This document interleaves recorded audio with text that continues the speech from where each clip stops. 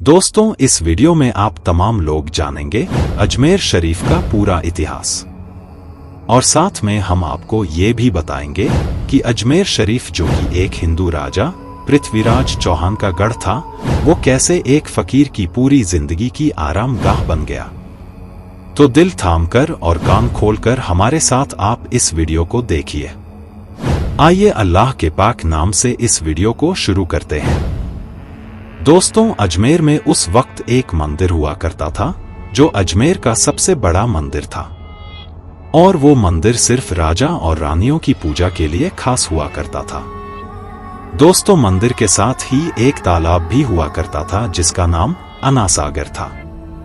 उस वक्त के हिंदू उस तालाब के पानी को बहुत ही बरकत वाला यानी पवित्र समझते थे।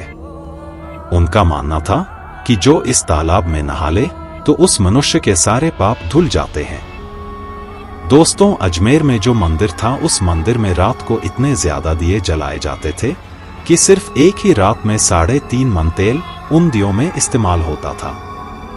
दोस्तों, आसपास के गांव देहात मंदिर के पास ही हुआ करते थे और इन देहातों की आमदनी मंदिर पर खर्च हुआ करती थी। उस वक्त उस मंदिर में हजारों नौकर थे जिनका काम आने वाले लोगों की सेवा और देखरेख करना था और वो काम करने वाले लोग मेहमानों को बताया करते थे कि कौन सा भगवान बेटे देता है और कौन सा देवता सेहत और तंदुरुस्ती देता है और किस मूर्ति की पूजा करने से दौलत बढ़ती है। दोस्तों, एक दिन ख्वाजा गरीब नवाज मोइनुद्दीन हसन वहां आए और अनासागर की कुछ दूरी पर चटाई बिछाकर अपने मुरीदों के साथ बैठ गए। दोस्तों, जब गरीब नवाज वहां पर तशरीफ लाए तो वहां पर उस वक्त असर की नमाज का वक्त था। लिहाजा आप यानी ख्वाजा साहब ने हजरत कुतुबुद्दीन रहमतुल्लाह से अजान देने को कहा। दोस्तों, कुफ्र और शिर्क से भरे अजमेर में अल्लाह के एक होने और हजरत मोहम्मद सल्लल्लाहु अलैहि वसल्लम के रसूल होने का ये पहला ऐलान था। दोस्तों, उस वक्त वहां रहने वाले लोग इस्लाम के बारे में कुछ भी नहीं जानते थे। चुनाचे अजान की आवाज सुनकर वो सब हैरान हुए और अपने घरों से निकलकर सब ख्वाजा गरीब नवाज और उनके मुरीदों को देखने लगे और अनासागर के पास भीड़ लग गई। ख्वाजा गरीब नवाज और उनके मुरीद ने अनासागर के पानी से वजू किया और नमाज पढ़ना शुरू कर दिया। दोस्तों, सब हिंदू हैरान रह गए। वो लोग सोच रहे थे कि सब भगवान तो मंदिर के अंदर है, तो ये लोग खड़े होकर कौन से भगवान के आगे झुक रहे हैं। दोस्तों, जब शाम हुई तो राजा के ऊंट जो दिन में चरने के लिए गए थे वो अपने चरवाहों के साथ वापस आने लगे। दोस्तों, इत्तेफाक की बात थी कि जहां हजरत ख्वाजा गरीब नवाज बैठे थे वो जगह राजा के ऊंटों के बैठने की जगह थी।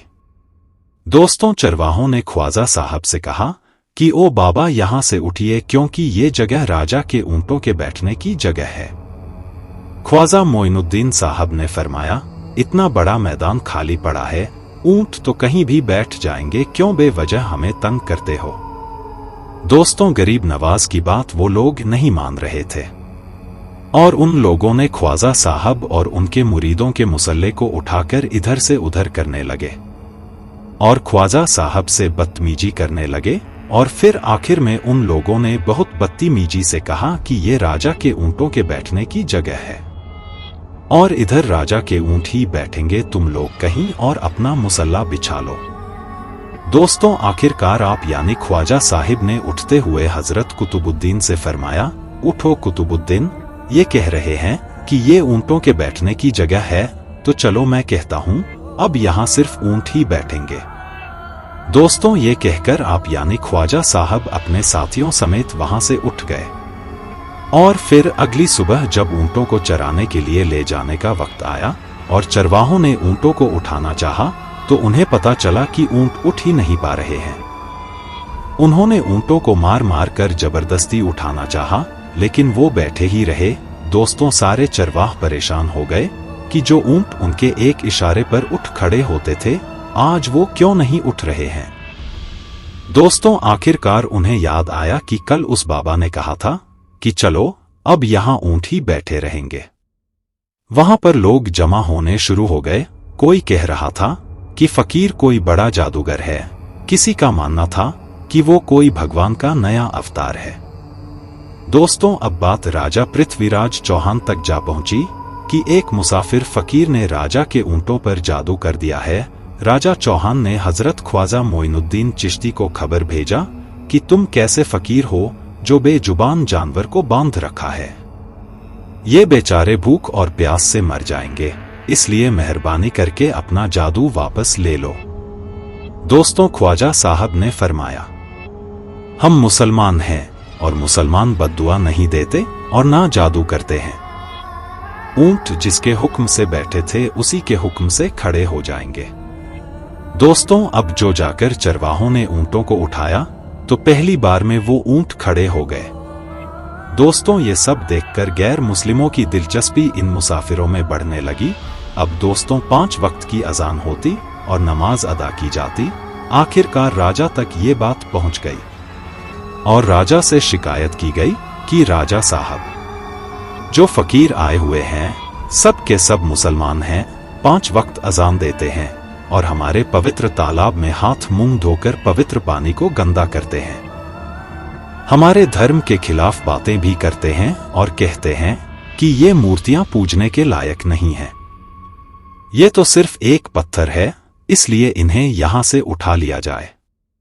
दोस्तों, राजा पृथ्वीराज चौहान ने फकीरों को खबर भिजवाया कि तुम लोग गोश्त खाते हो, हमारे धर्म के खिलाफ बोलते हो और तो और हमारे पवित्र तालाब में तुम लोग हाथ मुंह धोकर गंदगी करते हो, जो हम कतई बर्दाश्त नहीं कर सकते।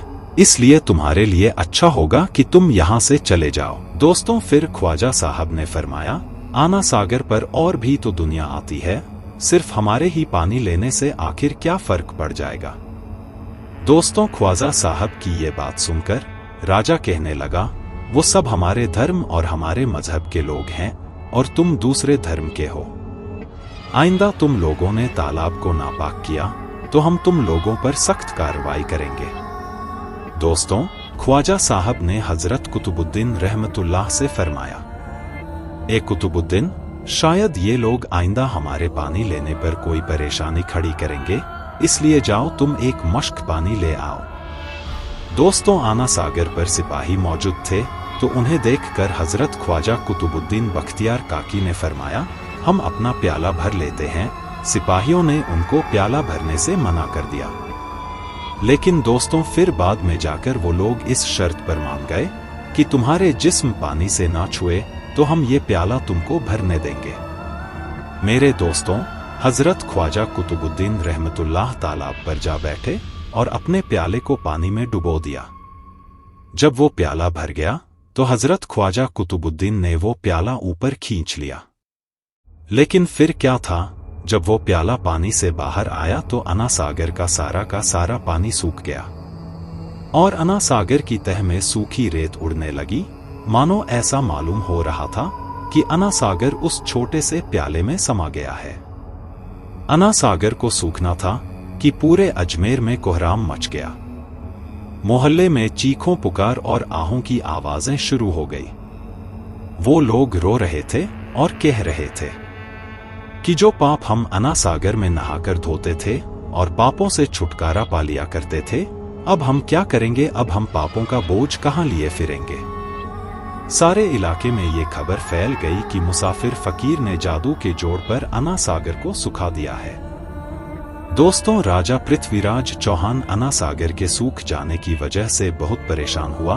उसने वजीर को बुलाया और सभी से यही कहा कि फकीर या तो कोई जादूगर है या फिर वाकई कोई पहुंचा हुआ फकीर है। साथ ही उनकी परेशानी बढ़ गई कि अजमेर की रौनक अना सागर थी कि जिसके दम से लोग दूर दूर से अजमेर आते थे और अपना ईमान ताजा करके लौट जाया करते थे।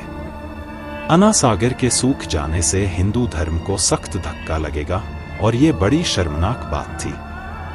आखिरकार दोस्तों, उन लोगों की तरफ से ये कहा गया कि फकीर से बात की जाए कि आखिर वो फकीर चाहता क्या है। अगर वो कोई ऐसी बात चाहता है जो हमें पसंद आए तो फिर हम उसकी बात मान लेते हैं और उससे माफी मांग लेते हैं। चुनाचे सब मर्द, औरत और बच्चे जाकर फकीर की मिन्नत करने लगे कि लोगों को इस परेशानी से छुटकारा दिलाकर मेहरबानी कीजिए, हम सबसे जो गलती हुई है उसे माफ कर दो हम अपने पापों का बोझ लेकर कहाँ जाएंगे और कैसे सुकून पाएंगे, क्योंकि हम लोग उसी तालाब में अपने पापों का बोझ धो लिया करते थे। ये तरीका ज्यादा आसान था। लिहाजा तमाम लोग ख्वाजा साहब रहमतुल्लाह के पास आए और बोले, बाबा तुम भी वजू कर लिया करो, लेकिन भगवान के वास्ते हमारा अना सागर हमें लौटा दो। दोस्तों, हजरत ख्वाजा गरीब नवाज ने हजरत कुतुबुद्दीन बख्तियार काकी से फरमाया कि जाओ उसी प्याले को वापस तालाब में डाल आओ। दोस्तों, जैसे ही वो प्याला तालाब में डाला गया, अना सागर के नीचे सारा पानी उछल उछल कर अना सागर में आ गया। इस पानी ने कई दिलों को धो डाला। हिंदू कौम के इतिहास की किताबों में भी हिंदू इतिहास के लिखने वाले इस बात को मानते हैं कि उस शाम 32,000 गैर मुस्लिम कलमा पढ़कर मुसलमान हो गए। उन गैर मुस्लिमों के मुसलमान हो जाने से हिंदू पंडितों और आम हिंदुओं पर भी गुस्से का तूफान खड़ा हो गया और वो सोच में पड़ गए कि फकीर अगर कुछ दिन और रहा तो देवी देवताओं का नाम लेने वाला कोई नहीं रहेगा। लिहाजा लोगों ने राजा को मजबूर किया कि जल्द से जल्द कुछ किया जाए। राजा ने मंदिर के बड़े पंडित रामदेव को बुलाया और उसे ख्वाजा साहब से मुकाबला रखकर जल्द से जल्द उन्हें हराने और अजमेर से बाहर निकाल देने का हुक्म दे दिया। दोस्तों, रामदेव अपने वक्त का माना हुआ पंडित था, जिसके इल्म की काबिलियत की दूर दूर तक धूम मची हुई थी। दरअसल पंडित शैतानी और जादुई ताकतों का मालिक था।